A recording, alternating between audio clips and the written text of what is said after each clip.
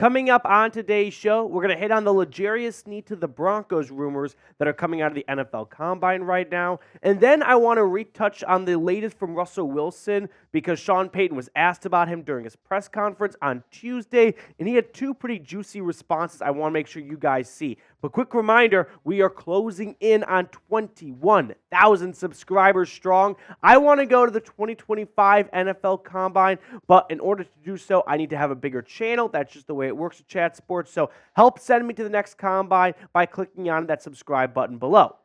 So let's get right into it with L'Jarius Sneed because the Chiefs are franchise tagging their up-and-coming star corner. However, they are open to a tag and trade. They don't want L'Jarius Sneed to hit the open market. They want to put the franchise tag on him because it is clear that Chris Jones is their number one priority to re-sign. And then they'll work on L'Jarius Sneed. But they are also open to a little trade because the Chiefs have shown they have no problem with finding new corners in every single draft. They've done that for a few straight years now. And the Broncos are reportedly interested in acquiring Sneed. Now, that comes from Tony Pauline at Sportskeeda. L'Jarius Sneed, though, one of the better up-and-coming corners. Like I said, I don't think anyone needs to be told that. He has 10 interceptions since entering the league in 2020. That is top 10 in the NFL among cornerbacks. But here's what Tony Pauline from Sportskeeda had to say. Another team that has expressed interest in Sneed is the Denver Broncos, which is interesting on a number of fronts. Some speculate partnering Sneed with Patrick Surtain would give Denver a formidable duo at the cornerback position. I like that idea. And he goes on to say, yet others have told me outright that Sneed would offer insurance if they dangled Surtain as a part of a package to move up and draft one of the top-rated quarterbacks, something I originally reported from Shrine Bowl practices. I wish Tony Pauline stopped writing that article after the first paragraph, because absolutely not is my response to the idea of trading Patrick Surtain in general. Unless you're getting the first, second, or third overall pick straight up for Patrick Surtain and there's nothing else going the other way, which I know is an incredibly low-ball offer that none of those teams would take, I'm not interested in moving on from a guy that is already on a Hall of Fame path. Do you know how difficult it is to find Pro Bowl, All-Pro players in the first 2-3 seasons of their NFL career? The NFL draft is a crapshoot, guys. And Denver won the lottery with the 9th overall pick being Patrick Surtain, who is already putting out some of the best tape from all corners. Do not move Patrick Surtain. Do not move him. Don't. Especially because it's not going to be just Patrick Surtain. It'll be Pat Surtain and some picks to move up and get a quarterback when, sure, I like Caleb Williams, Drake May, and Jane Daniels. I think they are going to make great NFL quarterbacks. But that's me thinking. That's the NFL draft, what you think. What I know is that Pat Surtain is a dog. He's the best cornerback in football. It's a top 3 position in sports at the moment. Don't move on from Patrick Surtain. It's not going to end well, especially when you toss into the fact that it'll cost more than just PS2. It's Pat Surtain and picks to move up. So absolutely not interested in going to get L'Jarius Sneed to soften the blow of moving on from PS2. Hard no for me. Now, as for the first part, just pairing L'Jarius Sneed with Patrick Surtain, yeah, that I can get on board with. Don't get me wrong. That sounds like an awesome idea. I mean, I don't think it's very likely, but I think it'd be really awesome. I think it'd be super cool. L'Jarius Sneed was on an absolute tear last year for the Chiefs, helping them win a Super Bowl. He was one of the best cornerbacks in football. I mean, he had a stretch where he truly looked like a top 3 corner in this league. And when you look at Denver's cornerback room, they need another corner opposite of Pat Surtain. Fabian Moreau was brought in on a veteran deal in training camp to hold down the fort just in case you couldn't get good production out of Damari Mathis. That didn't happen. Like, Damari Mathis sucked. Riley Moss was MIA for his entire rookie year, and that's partially, not his fault because he was injured throughout training camp and missed some really valuable reps in the month of August, but still, I felt like there was a good opportunity for him to maybe step up a little bit once Damari Mathis was benched, and that just didn't happen. Financially, though, this seems nearly impossible, especially if you plan on keeping Patrick Surtain, because the Broncos right now, and this is from Over the Cap, are $16.8 million over the NFL salary cap. So they got to either cut some guys, trade some guys, or restructure some contracts to get below the NFL salary cap. So even if they get a little bit below, and George Payton was very direct during his press conference yesterday when he said, we are not going to be big spenders this year. That was us last year. We can't do that every year. So I don't think Denver is trying to make major moves to try and free up cap space to be big spenders in free agency. I think they want to free up near towards the minimum that they have to be able to be league compliant with the NFL salary cap. And when you look at the highest paid corners in football, Patrick Surtain is going to be getting an extension very, very soon, and that's going to make him the highest paid cornerback in football. I have no doubt about that. Pat Surtain will ask, deservingly so, and should receive a contract north of what Jair Alexander got, which was a $21 million average over 5 years.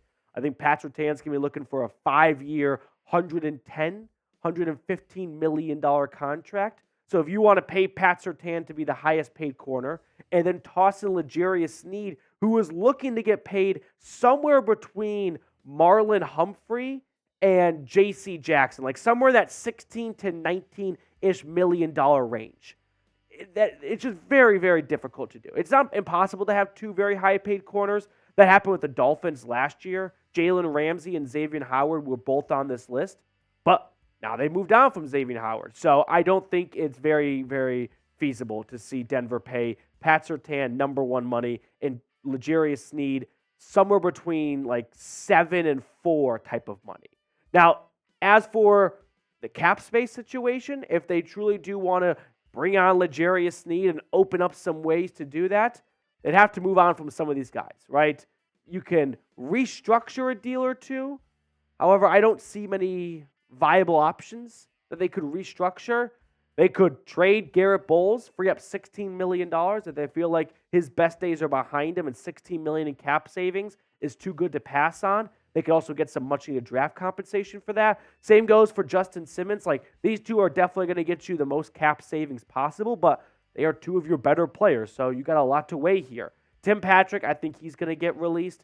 I think there's a good chance Jerry Jeudy or Courtland Sutton gets traded, so that would free up some money. But financially, it just doesn't seem very doable with Denver being $17 million over the cap.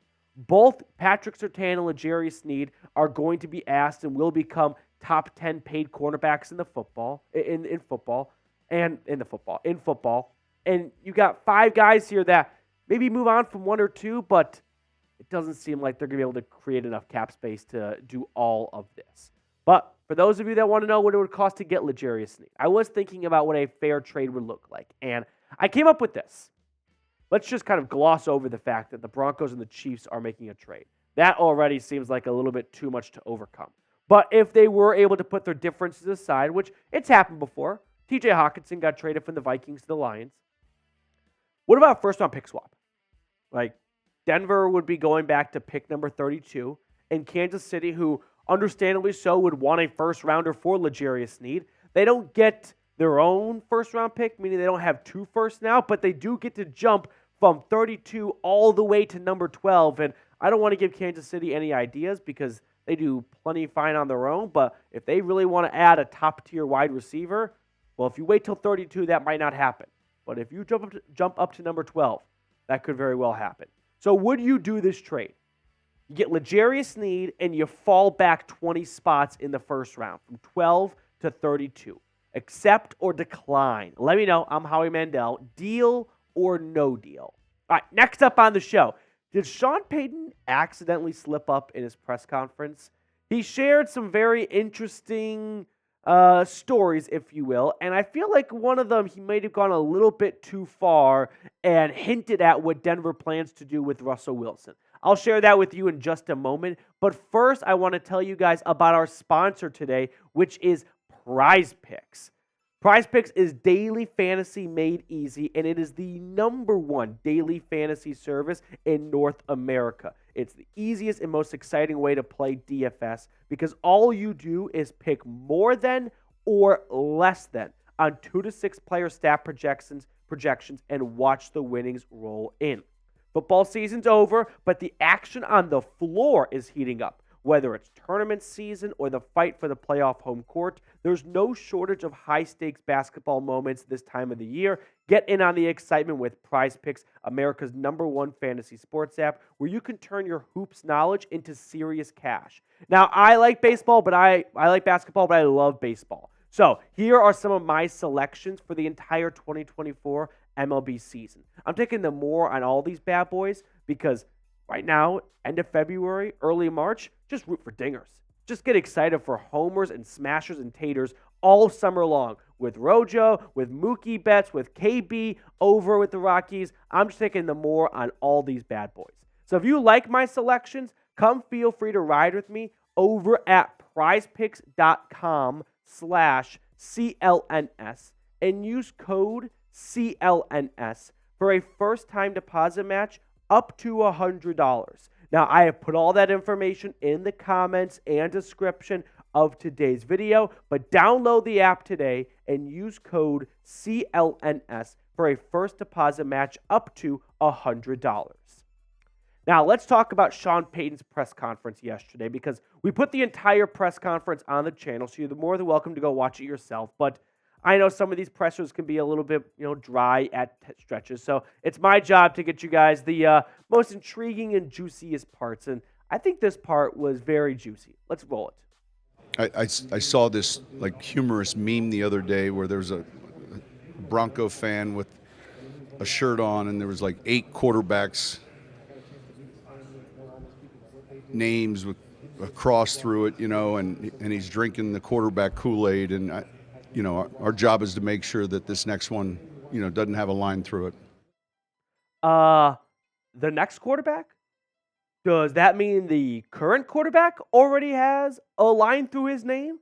This is the slip up I think that I'm talking about. I don't think Sean Payton intended to reveal that they have already moved on from Russell Wilson, that they have already deemed him to be a line through the name on the back of the jersey kind of guy.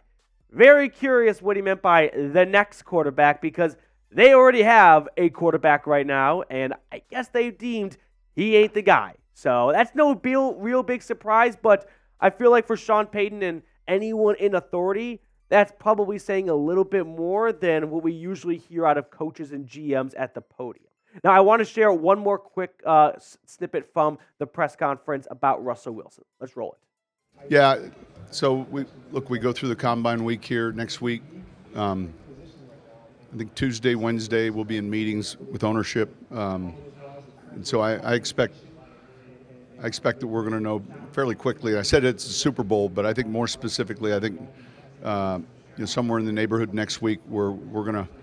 There's a couple factors here. Obviously the cap projections came out. We're further down the road with the draft class. Obviously the pro free agents. So I would anticipate it being within the next 2 weeks. I think I just said the next 2 weeks. Now, for those of you that have been following the team throughout the entire offseason, this is not a big surprise to you. But for those of you just checking in right now, Russell Wilson's a goner. Sean Payton sounded like a guy right there who has already made up his mind, and he doesn't want to keep fielding the same questions, and he's just going to say 1 to 2 weeks and we'll get it done. But I put out a video 2-ish weeks on the channel that the first Friday of NFL free agency will be the day that the Denver Broncos move on from Russell Wilson. Could happen a day or two before. Free agency starts officially on a Wednesday, March 13th, and unofficially legal tampering begins on March 11th. If the Broncos want to do Russell Wilson a solid, they could let him out a little bit earlier so that we can get a head start on finding another team in free agency as other teams will start picking quarterbacks and whatnot. But Russell Wilson's a goner, guys, right? And ultimately, there will be 2 seasons of Russell Wilson in Denver. And this entire situation, I feel like it escalated way too quickly. When Sean Payton took the head coaching job, I would have thought that him being selected would have shown he had a plan to try and get the most out of Russell Wilson for as long as possible and not pull the plug after just 1 season. But I'm guessing that that's not how the interview went when he talked with the Walton Penner Group. And it was, hey, I'll come to Denver. I'll give it a go with Russ, but if I want to move on from Russ, I have full permission to do so whenever I want. And ultimately, that happened just one season into the job, and now Russell Wilson is likely going to be headed on to the next team, which I'm going to guess is the Pittsburgh Steelers. There was some buzz about the Falcons, but they're going to get Justin Fields, it looks like, so I'll go with the Pittsburgh Steelers for Russell Wilson's next team. Now, let me ask you this question. Will you miss Russell Wilson? Listen, when they traded for him, I was ecstatic about that. I thought that was a great trade. I think we all thought it was a great trade. Very, very quickly, it went downhill. And then last season, I felt like he got a mixture of too much blame, but also got too much credit. And I don't know how that's possible, but the too much blame was Russell Wilson would have been an average quarterback on most teams, and he could have helped some other teams get into the playoffs, right? If he was on a couple of the NFC South teams, they probably would have won their division with more than just 9 wins like the Buccaneers did. However, as for him getting too much credit, you look at that touchdown to interception ratio and you think, what's the problem? Who remembers a few weeks into the season, Russell Wilson had better stats than Patrick Mahomes? He never pushed the ball down the field. They didn't get into much of a rhythm in the first 3 quarters of the game. They didn't really execute what the game plan was, and as a coach, I'm sure that must be infuriating.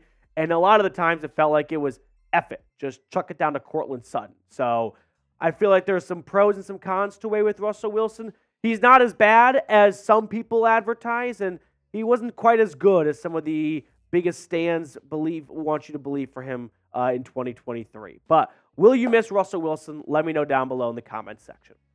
All right, that's going to do it for us on today's show. Thank you so much for tuning in. Make sure to subscribe because we have a whole lot of content and coverage coming out from the NFL Combine, and I don't want you to miss a thing.